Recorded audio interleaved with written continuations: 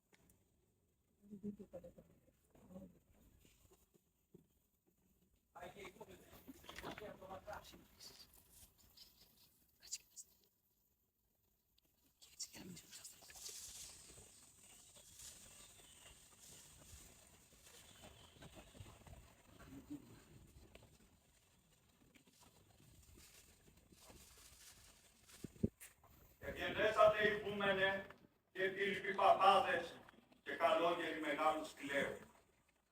Σας σημειώνω ότι είμαστε φερμένοι με τον υψηλότατον Ιμπραήμ Πασάν αφέντη μας, εις κάμπων Καλαβρίτων, εδώ και 4 ημέρες νοτινότερα.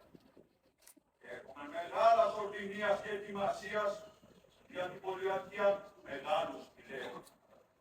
Προς τα εκεί προσμένομεν να μας έρθουν και τόπια και οι βόβες και αρκετά σύνεργα διαμήνες σε αυτά τα μέρη. Δια τούτο σας φανερώνω ότι να λυπηθείτε το μοναστήρι σας, να μην τύχει και χαλάει. Και εις των άλλων καιρών δεν εχάλασε, μην τύχει και χαλάσει. Τώρα μάλιστα, οι πλέον άγνωστοι από λόγους σας ήρθαν και προσεκτήνησαν εις απέναντι και γλίτωσαν τα πορεία και τόσων λαών και τη ζωή τους και το πράγμα. Και τώρα μάλιστα είστε γνωστικότεροι από εκείνοι. Θα ήθελα να στοχαστείτε το κάθε πράγμα καλύτερα. Ηγούμενε, θέλει στοχαστεί τούτο. Το κίνημα των Ρωμαίων δεν θέλει έρθει σε κεφάλι. Λοιπόν, σαν χρόνιμος όπου είσαι, στοχάσου βαθιά, ώστε δεν βρίσκεις καλό τέλος. Και θα είσαι νικημένη.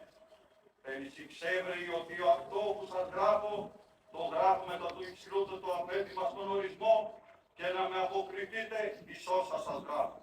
Σαβή εφέτης, σε Γνετσίπη εφέτης, την 21η Ιουνίου 1827. Αδέρφια, ακούσατε τι συμπάει ο Πασάς. Ζητάει να του δώσουμε το μοναστήρι μας. Όμως εγώ και οι καπεταναίοι την απόφαση την έχουμε παρμένη. Η απάντηση είναι πόλεμος! Γράφε αγαπητέ.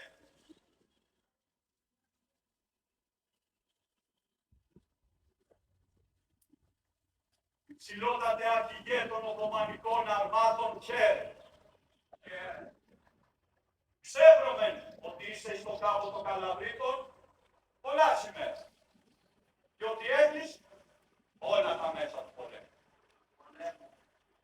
Εμείς, για να προσκυνήσομεν, είναι αδύνατο. Διότι είμαι ορκισμένοι στη πίστη μας. Να ελευθερωθούμε, να αποθάνομεν κατά τον Ιερό Όρκο της Πατρίδας.